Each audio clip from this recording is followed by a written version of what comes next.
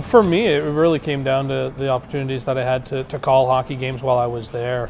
I was able to do that for years before I even got out of college, so it was something that I had a chance to do when you really don't get a chance to do that too many times in too many places, and that was really the biggest thing today that helps me. God, I guess technically everything.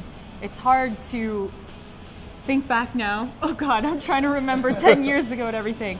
No, you learn everything that I learned that I do now. That's where I started it, right? Like, I didn't know anything. I didn't know how to write for TV. I didn't know how to, even talk for TV, if that makes sense. They teach you how to talk. Yeah. They do.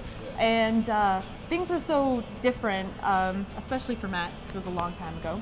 But for me, different things with social media. We weren't learning about that, and now they are. Now there are actual courses for it. So I guess in a way you always learn to adapt.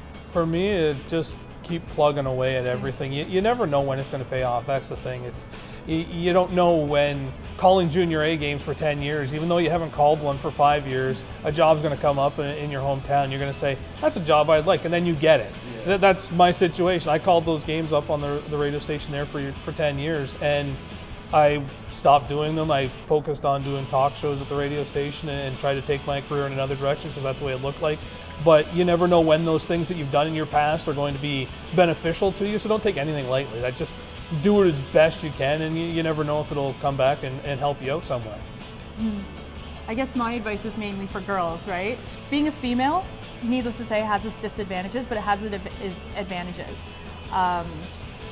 But know your boundaries, know your friends, know your enemies, know yourself. Trust yourself, keep your head on straight, because there are things I've been able, like certain interviews I've been able to get because males like to talk to females. They don't like to talk to little Maddie. They don't like that, yeah. So, but you have to know yourself, you have to know your boundaries. Don't ever compromise yourself. And that's the best advice I can give for sure, because a lot of females, I'm sorry, it's true, they get caught up in the hype, they get caught up where they are. Don't ever forget what you're there for, and don't ever forget who you are.